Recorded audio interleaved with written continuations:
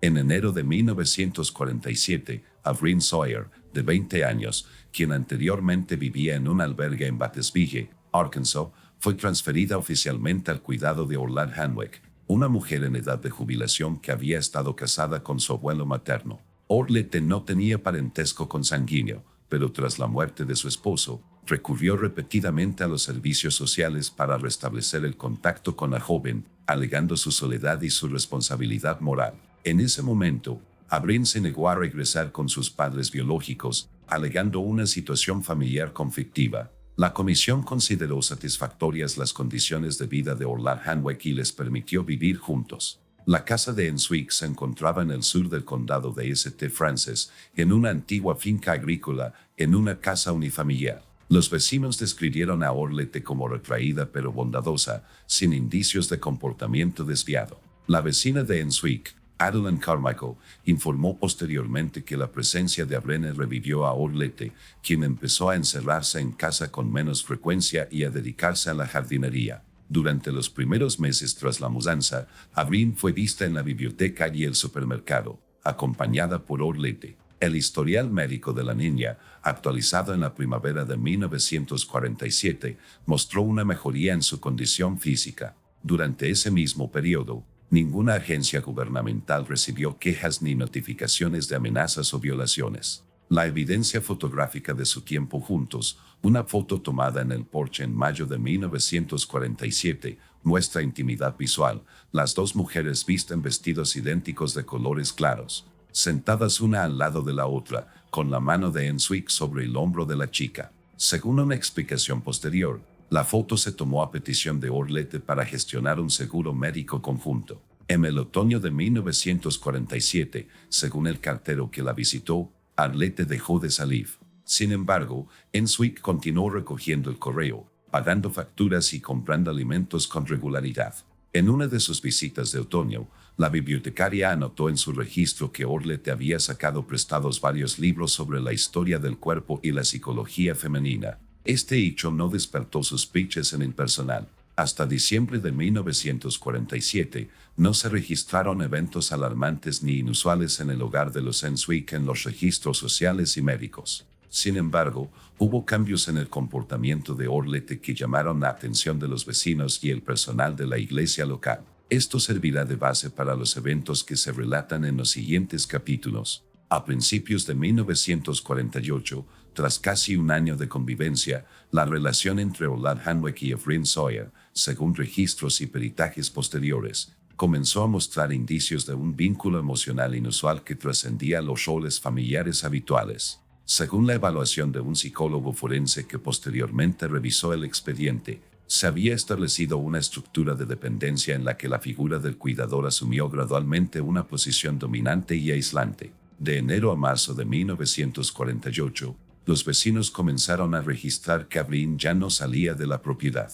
La única fuente de contacto con el exterior era la propia Orlette, quien visitaba regularmente tiendas, una farmacia y servicios religiosos. Según el farmacéutico, Enswick adquirió varios medicamentos sedantes durante este periodo, que no estaban sujetos a una contabilidad estricta en aquel entonces. También se registró su interés en libros de consulta médica relacionados con el comportamiento de las mujeres jóvenes en el contexto de los cambios hormonales. Una búsqueda posterior de los diarios de Avril y otras notas personales por parte del equipo de investigación proporcionó una imagen parcial de lo que sucedía en la casa. Un fragmento, fechado en abril de 1948, contenía la siguiente entrada: se conserva la ortografía. Dice que ya soy adulta y que nuestra relación no es pecado si se basa en el respeto y la confianza. No sé cómo entender esto. Cada vez está más cerca. A veces me quedo sin aliento por sus palabras y caricias, pero temo decir algo innecesario. Otro fragmento, del 12 de mayo, contiene lo siguiente: me desperté y ella estaba acostada a mi lado. Dice que tiene miedo de estar sola por la noche. Me siento avergonzada, pero también culpable. No sé quién de las dos es culpable. O ambas. Según los lingüistas implicados en el caso, la estructura de las frases indica un alto grado de supresión de la voluntad del autor, con la posición dominante de la otra parte. En el verano de 1948, la casa se convirtió en un lugar de aislamiento total. Avril no asistió a ningún evento público, ni siquiera a la feria anual donde había sido voluntaria. La única visita, según documentos judiciales, fue el cartero, quien posteriormente testificó haber visto a Avril en la ventana en 2 ocasiones, pero ella no respondió a los saludos. La investigación prestó especial atención a una de las cartas encontradas, sin enviar, dirigida a un destinatario anónimo. Dice que tenemos una unión de alma y cuerpo. Yo no lo quería, pero sucedió. Fue un silencio, como si todo estuviera decidido hace mucho tiempo. Quiero escaparme, pero ella dice que entonces se hará algo. Dice que el amor no es algo que la gente entienda. Quiso pensar que me estoy volviendo loca. El historial médico de la farmacia reveló la compra de anticonceptivos registrados a nombre de Orland Hanwick, así como de cremas de higiene íntima. Si bien esto en sí no indica una conducta ilegal, los investigadores lo consideraron una prueba más de un aspecto íntimo de la relación que presuntamente se produjo sin el consentimiento mutuo. Orlet, en sus explicaciones al momento de su arresto, no negó la intimidad física, pero afirmó que surgió por confianza mutua y que no hubo violencia ni coerción. Sin embargo, posteriormente, los expertos describieron la dinámica de su contacto como involutiva, pues Avril perdió su capacidad de actuar de forma independiente y desarrolló una lealtad paradójica hacia su cuidadora dominante. El caso también incluye un informe de un psicoterapeuta que analizó la estructura de la comunicación entre ellos. Según la conclusión, se observa un modelo de contradependencia en el que el sujeto más joven adopta el marco emocional y conductual del mayor, sin tener límites personales estables. Estos patrones son especialmente peligrosos en entornos cerrados con diferencia de edad y poder. A principios del otoño de 1948, según los expertos, la relación entre las mujeres había perdido por completo su relevancia externa. La casa no recibió visitas de terceros y no se registró ningún intento de Avril por salir. El último fragmento conocido del diario data de este periodo. Ya no escribo porque ella lee. Dice que solo la tengo a ella. No sé cómo revertir esto. Probablemente no haya manera. Esta grabación se consideró clave para formular la hipótesis de una pérdida total de autonomía y coerción psicológica. La siguiente etapa fue la desaparición de Avril, que ya se registró como un incidente criminal. A partir de octubre de 1948, los sucesos ocurridos en el hogar de Orland Hanwick adquirieron características de aislamiento sistemático y convivencia forzada. Según los resultados del análisis retrospectivo realizado durante la investigación, durante este periodo Avril Sawyer se retiró por completo de la vida social, manteniéndose el contacto con el mundo exterior exclusivamente a través de Orlete. Según una encuesta realizada por los investigadores entre los vecinos más cercanos, nadie había visto a Avril fuera de la propiedad durante todo el periodo de octubre a febrero. La casa comenzó a mostrar signos de abandono. Las cortinas estaban constantemente cerradas, no había señales de presencia en la terraza y el jardín no estaba cultivado, a pesar del cuidado sistemático previo. Posteriormente, se encontraron en el almacén de la casa cuadernos y fragmentos de notas grabadas en el reverso de cheques y recortes de periódico. Todas estaban escritas a mano, con la firma de Avril. Algunas estaban parcialmente quemadas. Según los peritos forenses, las notas fueron tomadas apresuradamente. Uno de los textos contenía la siguiente frase: dice que si no estoy de acuerdo, todo se derrumbará, que debería estarme agradecida. Dice que, de lo contrario, simplemente se irá de esta vida, y entonces me tocará a mí. Oigo su voz por las noches y me mantiene despierta. Otra hoja contenía una línea lacónica: dejé de resistirme. Es más fácil, es más silencioso. Con base en las pruebas recabadas durante la investigación preliminar, los peritos calificaron el incidente como un patrón persistente de subordinación psicológica y sexual sin consentimiento competente. Si bien Orland Hanwick negó el abuso, el extenso conjunto de notas, respaldado por un análisis grafológico, y el patrón de cambios de comportamiento en el hogar se consideraron suficientes para calificar los hechos como coerción. Orlete, en un interrogatorio posterior,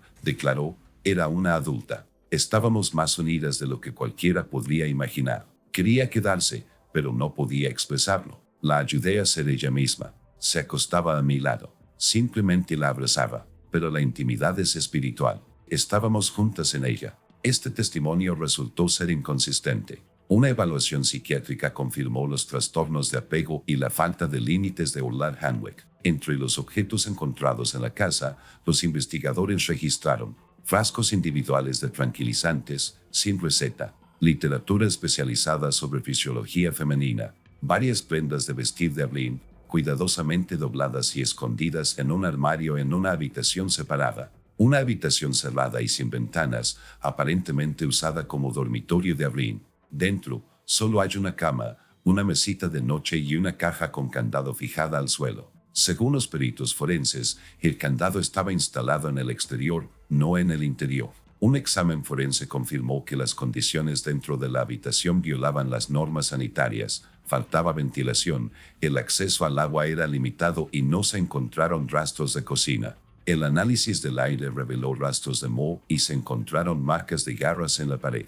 Según la versión preliminar, esto se debía a arañazos de clavos. Los investigadores también tuvieron acceso a una grabación de audio, una cinta antigua extraída de una grabadora portátil. La grabación, de 11 minutos de duración, contenía sonidos ininteligibles y la voz de Orlette leyendo en voz alta fragmentos de un libro sobre la conexión sagrada entre cuerpos y almas, intercalados con exhortaciones a estar más cerca, a no tener miedo. Dado que la grabación de audio se encontró oculta, su contenido se convirtió en la principal prueba de influencia persistente y abuso emocional. Los vecinos comenzaron a notar el comportamiento inusual de Orlette. Dejaba de saludar a la gente, se cubría la cara al salir y, en una ocasión, rechazó un paquete de comida. Un sacerdote que la había visitado anteriormente dijo que lo habían cortado de comunicación después de que ella cambiara bruscamente de tono y dijera: "Ahora somos una familia diferente". La desaparición de Evelyn se registró oficialmente el 2 de marzo de 1949. Para entonces, llevaba casi 6 meses sin ser vista. Orlette informó que la niña se fue por voluntad propia, pero se negó a dar indicaciones ni un propósito. Las consultas en taquillas de tren, oficinas de correos y albergues no dieron resultado. Se abrió una investigación de inmediato. La siguiente etapa incluyó acciones operativas, incluyendo un registro de la vivienda e interrogatorios. Las pruebas encontradas sirvieron de base para presentar cargos contra Orlette Hanwick. Las circunstancias de la desaparición de Evelyn, así como el estado del interior de la vivienda y la naturaleza de las grabaciones, permitieron a los investigadores asumir que no se trataba de una huida voluntaria, sino de un delito. El 2 de marzo de 1949, el departamento del sheriff del condado de St. Francis recibió un informe oficial sobre la desaparición de Evelyn Sawyer. El informe fue elaborado por la propia Orlette Hanwick. En él, declaró que su nieta había salido de casa de madrugada sin previo aviso y posiblemente fue a visitar a amigos fuera del estado. Según ella, la niña llevaba consigo una pequeña bolsa y algunas prendas de vestir. Sin embargo, Orlette no pudo proporcionar información de contacto, nombres ni direcciones de Evelyn. Debido a explicaciones contradictorias y a la prolongada ausencia de la niña en lugares públicos, el caso se clasificó inmediatamente como potencialmente criminal. La investigación inicial incluyó una inspección del domicilio de Enswick, el interrogatorio de vecinos y el análisis de declaraciones previas. En esta etapa, se registraron las siguientes circunstancias. Los vecinos no habían visto a Evelyn desde octubre del año anterior. Orlette evitó el contacto con los residentes, cambió su comportamiento exterior y comenzó a hablar de una conexión espiritual que otros no entenderían. El estado interior de la casa no coincidía con las descripciones de la declaración, no había señales de que hubieran empaquetado cosas en la casa. La cama de la niña estaba cuidadosamente hecha y toda su ropa de abrigo estaba en el armario. La investigación se amplió y el 5 de marzo comenzaron las búsquedas con la participación de peritos forenses. La búsqueda arrojó los siguientes hallazgos clave. Una habitación secreta en el sótano, cuyo acceso estaba cubierto por un armario y una lámina metálica. Dentro se encontraron un colchón con señales de uso, 2 sillas cubiertas con mantas y una caja de madera con muñequeras. En las paredes se encontraron arañazos, confirmados como marcas de clavos. Notas personales, presumiblemente pertenecientes a Evelyn. Las notas se presentan en hojas A5, así como en trozos de papel de regalo. La última entrada fichada contenía la siguiente frase: "Si estás leyendo esto, significa que no podía irme. No intenté. Muchas veces. Dice que si desaparezco, toda la casa morirá conmigo". objetos íntimos escondidos en la cómoda de Orlette, así como medicamentos recetados que no estaban registrados en la farmacia local. Blastos de sangre, una pequeña mancha en el revestimiento interior del cajón bajo la cama. El análisis reveló que se trataba de sangre humana de origen femenino, pero no fue posible determinar la identidad exacta en ese momento debido a limitaciones tecnológicas. Pruebas posteriores confirmaron la compatibilidad con el grupo sanguíneo Avrin. Orlette fue detenida para ser interrogada el 8 de marzo. En un primer momento, se negó a dar explicaciones, alegando una invasión de la privacidad y una interpretación errónea de los hechos. 2 días después, durante un segundo interrogatorio, cambió de postura, afirmando que la niña sufría fluctuaciones psicológicas y podría haber escapado por sí sola para empezar una nueva vida. Posteriormente, también afirmó que el plan de escape se había discutido conjuntamente y que Avrin no quería estar atado al mundo y sus leyes. Sin embargo, durante la investigación se estableció que la niña no había intentado solicitar boletos, no había visitado la estación ni había enviado cartas. Su cuenta bancaria permaneció intacta y desde su desaparición no ha habido mención oficial de ella en documentos, bases de datos ni instituciones del Estado ni de los condados vecinos. El gran jurado del condado halló pruebas suficientes para iniciar un proceso por detención ilegal y encubrimiento de un posible delito contra la persona. Orlette Enswick fue acusada formalmente de ocultar las circunstancias de la desaparición de su menor, así como de ejercer indebidamente sus funciones de tutela. Paralelamente al proceso penal, se inició una inspección a gran escala del terreno. Se utilizaron alfileres, cámaras termográficas y sondas de suelo. Durante la inspección, se descubrieron zonas con niveles de suelo alterados, pero la exhumación no arrojó resultados. No se encontraron restos corporales ni otros rastros biológicos. La investigación también recibió una carta anónima recibida por un periódico local. Contenía frases presuntamente escritas en nombre de Avrin. Me fui. No me busques. Estábamos demasiado unidos. No es culpa suya. Fue una decisión del corazón. Sin embargo, el análisis grafológico determinó que la carta probablemente fue escrita por Orlette. Se presentaron pruebas de falsificación en el caso. La defensa final de Orlette fue que había guardado el secreto por el bien de la niña y que la relación entre ellas era exclusiva pero voluntaria. Estas afirmaciones no fueron respaldadas por los psiquiatras forenses, quienes la describieron como alguien con un deterioro en el reconocimiento de límites y una forma dominante de control. Al finalizar la investigación preliminar, no se encontró el cuerpo de Avrin Sawyer. La ausencia de un objeto clave impidió formular cargos por asesinato, pero las pruebas circunstanciales, el testimonio y la evaluación psicológica del comportamiento del acusado sirvieron de base para presentar otros cargos graves.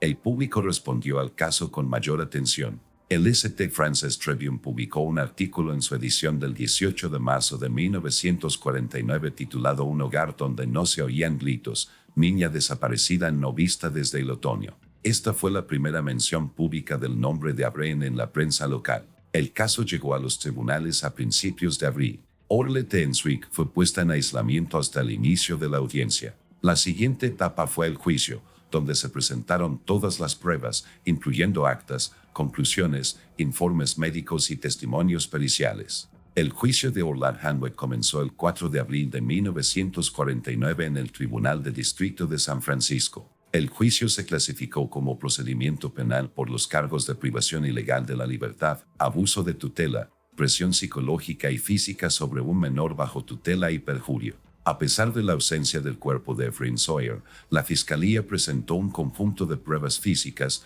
pruebas circunstanciales y dictámenes periciales para fundamentar su caso. El juez Winslow Doron, quien presidió el caso, ordenó restringir la prensa al inicio del juicio para no influir en el jurado. Sin embargo, la publicidad general en torno al caso siguió siendo significativa en todo el condado y el interés local en el caso se mantuvo durante todo el juicio.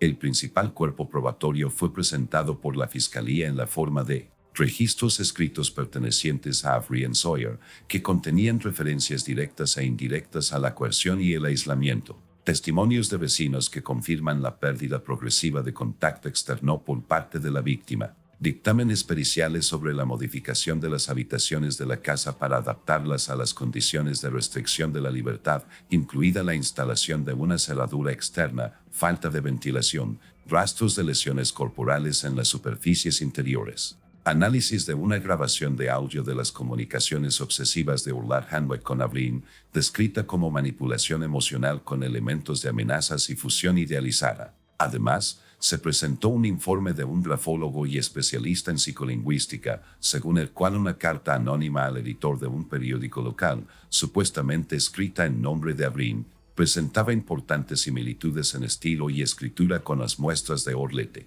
Un examen psiquiátrico realizado a petición de la defensa diagnosticó a la acusada un trastorno del espectro de la personalidad asociado con una violación de la estructura de límites, así como elementos de pensamiento paranoide. Sin embargo, la comisión concluyó que, al momento de los hechos, Orlad Hanweck era consciente de la naturaleza y las consecuencias de sus actos. Durante la audiencia, la defensa insistió en la falta de pruebas de la naturaleza violenta de los hechos. El abogado argumentó que la relación entre Orlette y Avril trascendía la estructura clásica de tutela, pero no era de naturaleza criminal. Sus argumentos enfatizaron la falta de pruebas directas que confirmaran la muerte de la niña, así como la imposibilidad de establecer el mecanismo exacto de la presunta desaparición. Sin embargo, la fiscalía se centró en la naturaleza de la influencia ejercida sobre la víctima. En particular, el psicólogo forense, presente en la audiencia del 12 de abril, describió la estructura de la relación como un sistema de control coercitivo basado en la dependencia emocional,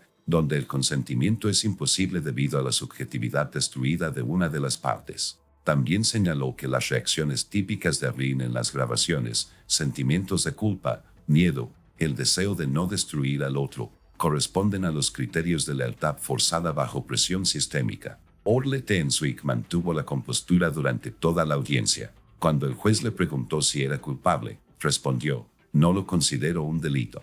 Estaba conmigo porque quería. No la retuve. Éramos una familia". Sin embargo, durante el contrainterrogatorio, admitió que impidió que Avril saliera de casa por su propia seguridad y que ella decidía con quién podía socializar la niña. Según la decisión del tribunal, considerando las pruebas presentadas, Orlad Hanweck fue declarada culpable de los cargos principales. La sentencia impuesta fue de 12 años de prisión en el Centro Correccional Estatal de Arkansas con observación médica obligatoria. No se presentó ningún cargo de asesinato debido a la falta de un cuerpo y evidencia directa de muerte, pero el tribunal señaló que la desaparición de la niña, dadas las circunstancias establecidas, reviste gravedad. 6 meses después de cumplir su condena, Orlad Hanweck fue trasladada a una sala especializada de un hospital psiquiátrico tras la decisión de una junta de revisión. Según los informes médicos, su estado empeoraba, se registraron trastornos del habla, ataques de pánico y episodios de desorientación. El caso de Avril Sawyer no se cerró. Los registros del condado lo catalogan como una desaparición no especificada con evidencia de presión violenta. A finales de 1952, se habían reanudado las labores de búsqueda en 2 ocasiones, pero no se habían encontrado restos ni evidencia del posible paradero de la niña. Uno de los informes finales indica: todos los materiales encontrados indican pérdida de contacto con el mundo exterior y dependencia total de un tutor. Dada la falta de pruebas de fuga y los hallazgos de la investigación, la probabilidad de desaparición voluntaria es extremadamente baja. El incidente se convirtió en tema de un debate a nivel estatal que condujo a cambios en algunas de las regulaciones que rigen el reingreso de adultos al sistema de acogida, incluidos procedimientos mejorados para evaluar la compatibilidad psicológica en familias atípicas y un nivel adicional de monitoreo por parte de los servicios sociales. Orlette Enswick falleció en 1956 en un pabellón cerrado de un hospital psiquiátrico. Al no tener familiares directos, su cuerpo fue incinerado y enterrado en los terrenos de la institución. El gobierno incautó sus bienes personales, incluyendo registros y libros, y los transfirió a los archivos judiciales como prueba. El nombre de Avril Sawyer, a pesar de la falta de un certificado de defunción oficial, fue declarado desaparecido con estatus especial. Desde entonces, las autoridades estatales no han recibido ningún informe oficial sobre su paradero. La casa Enswick, tras ser confiscada a favor del condado, fue demolida en 1957 debido a una conclusión técnica sobre su estado inseguro. Se construyó un parque municipal en el terreno del edificio. El caso permanece inconcluso. Sus materiales, que incluyen 824 páginas, 19 pruebas documentales y 3 dictámenes periciales, se conservan en los archivos del condado de St. Francis con acceso limitado.